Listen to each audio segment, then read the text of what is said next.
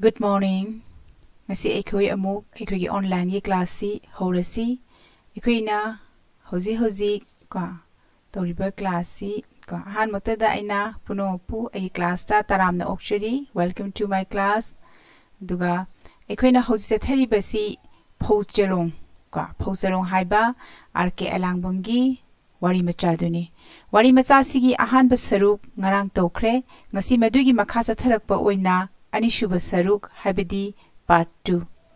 Aduna ngarang aikhuina tawkhibada kadai phawba tawkhrege haibada tomba amasung tombire matei manaw lomi matei manaw na makhoi gi phawsing ado lowdo lofamdo pharabanina makhoi handak kumsi di ko khoi gi lorok tha loiraga kari tawsigi haina makhoi ani khanakhiba matangni maduda khanakhiba matangda Tombirena magi phane amatta di lebiyu poinu loiraga haiki madugi makha tarakpa oina tombana nahaki phidena te akhoigi inembo ikubok ahal singi phi akhoigi langla amata tamlaktaba yamna kuire makhoigi su phijol hongadoribani haibidi anoba phi amamam leigadoribani haiba matang du bho akhoi ngarang tawkhre madugi makha satharakpa oina ai makhasi amuk para age Makhoi anigi wari dugi makha satharakpani aduna wafam haji makha sathariba asisu tombana haibani aduga icha chawbigi shu furit khongrau lebige cha chawbagi shu furit khangau lebige icha se lairik tamhange khalibani macha si ko chawba kawi ko aduma chawbagi su mai furit khangau leige aduga angang si lairik tamhandana leibase lairik tamhange khalibani haidana tombana makha sathare tombireina harauzei mapuroibigi asa adu tazabada amu hairei pukham ama tenkot amasu lehausi angangi chak chanaba leitabase nungaite Tombirena mapuroibegi asa mayam adu tabada yamna harauzei aduga makha tarai kai haina chananaba imungi chananaba kwa pukham amaga tenkot amaga su lehausi angangi chak chananaba leitabase nungaite haina ningo imungi condition makhoi fibam kyagi matik so e haibada chananaba pukham tenkot phawba suna amadi leitriba pukham tenkot phawba leitraba adugumba fibamni adu makhoi ngasagi lofam duda makhoi asa mayam thamibani tombana makha tarai leidadi phaipot ahumdang ko phawpot ahumdang taithok laga loina konani Sangbaida lupa kwa sangbaida chama piridana a saharda aikhoi ani chatlaga leirusi aduna matam dugini ko phobot haidi phawgi bora pikthanba ko maduni madu ahum taithok laga haiba leibagi thabak myam se loina konani aduna sangbaida lupa chama piridana haidana mana makha tarai aduga makhoi ani saharda chatlaga leirusi hairei Matam asida khungi mi ama changlakle tomba leitabra haina kaure makhoi ani wari sanengi matam sida makhoi gi leminaba khungi mi ama changai aduga tomba bu kaure tombana ko ha kanano nipa adu ubada tachonina nipa aduna nang tadribra MLA saifna Haibadi aikhoigi har ado a Kolkata da railgari mapot ama leibani ye adubu laibak thibadagi nong kanna chubada ishing loina on khare haine lakliba ahan ko madu tombana tachou haina kawi adamana pore iba paushina karino haibada tombada haibani tarbra nangbo tadribra haidana ko Kari wafam no haibada makhoigi MLA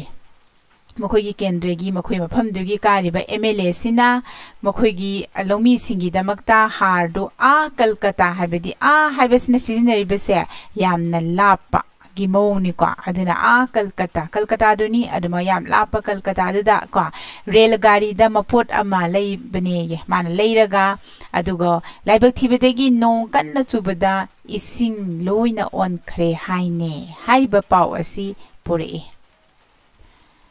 Pangzaba wazaganba tombani. Is adudi senpamdi yamna manglupotnine. Isam samjaba tombani tombana kwa mana oina wabigre MLA gi damakta mana senpamdi yamna manglupotnine haire kwa. Makha amuk tarai hoi hoi mayamna khainaba kwa aigi saru kayano pizage haire kwa tombana makha tarai ni kwa mayamna khainaba magi saru kayano adu pizage haire nipa adu harauna tomba nangi lause kumsidi faine naraibak phaba kum haibadu oire aduna ngasai ke hare nupa du haraure tombana karimta yettabadu aduna makhoina makhutta karisu phangdraba makhoigi lofamda saiba phangdraba MLA na purai haiba masaksu udraba adugumba har adugi damakta makhoi tomba lairaba asu phibam sadraba tomba paisa khaina batari tomba kaisu haide maduda harau harau yai Masigi harau harau ya basida pau purai benupa do harau radana tombagi lofamsi yamna phai nang naraiba yamna phaba kum haibadu oire hana haire ko nipa adu satkre tomba amasung tombirei chak chari makhoi ani chak chari chak adusu sengi saru yaw yawde mangal khara lapu khara yalaga thongba chakne Ngasai moina chari ba chaksi cha insang inthijana thongaga chaba ngamjaba aduguma phibam nate chengduda lapu mangal yanchellaga mara thongaba adugumba chani tombana enamengi mapan machet tana taba pukham amada aduga tombireina la machet amada chari makhoi gi phibam se yongka mana chana naba pukham tengko phau leitradana enament ki ka akhoi adusu mapandu machet taba hayi machet tu mapan machet taraba machet amakai raba aduguma pukhamda aduga tombireina la machet amada chari sakhom ani ahum lak hulakpada ngairi ahal miyai challaba ama satin ama tupladuna changlei aduga ngasai sakchabagi sakhom du moi khara hulakpada ngairi sakchaba loidri ko hawatpada ngairi maduda ahal miyai challaba satin ama tuplaga changlei aduga ha ibungo tomba leibra haina tomba se amu kaure tomba na septhaduna imungdagi yenglei aduga magi nupida tammi a sahardagi khura lopuduni a sahar haibidi yam sahar se yam lapna lobani ko a haibisi yam lapa a arapa sahar degi khura lopuduni adan haibini ko laibe nupa se kanano makhoina uriba losigi mapuni ko talak asida namko koksilai tomba haidi amuk mana ngaidana ngasai gi ahanduna lopuduna koksilai haibini ko Tomba sak chaba loidana thorei khura lenga ibra phida sida payana saba phida segaiba ama thai aduna tomba du sak chaba loidana thoe aduga khura lakpiribra lenga ibra aduna sida lengsinsi haidana magi lejaba payana saba phida segaiba ama thai kwa lopu aduna harauna hairei Nungaire ai labuktegi changlakpani kumsidi nangna uba lose phai loksan khara pidaba yate aduna mana labukto yenga sanga ini lopudu mana haire yam nungaire aduna handaki sahidadi loksan khara pidaba yate haidana lopusina tombada haire tomba na haire khura tawdadi ko khara saminnaba haibaduni tombana yamna nushina chamna khumjarei aduna karigi tawroidage khara saminaba haibaduni haidan lopuna makha tarei ibo nahakna piraktribasi sahi ani suredo kumsidi ahumni aduna lopuduna sahi ani shure nang loksan piraktrise handak sahi gadi ahumni haidana haire tombana makha tarei hoi Amamangi sahidi leibaki oina kum kangbaga ising chawbaga loina mangkhre aikhoisu tawpham khangdre aduna mana sahi ani pirakte hairibase lopusina tombana sathokpa natte kari tawkhraba kum kangbaga haidi ising phajana phangdadana lo ubaya hidaba kum kangba sahi amana kai torba ising chawdana lo do loina mangkhraba ko aduna masidi leibaki oina tawkhibane ba ko aduna makhoi lomi makhoi su tawpham khangdre haidana mana tombana haire mahaki wa adu lopu aduna thawoina takidare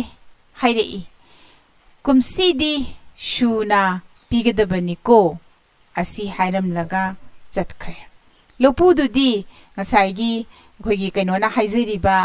akhoi mana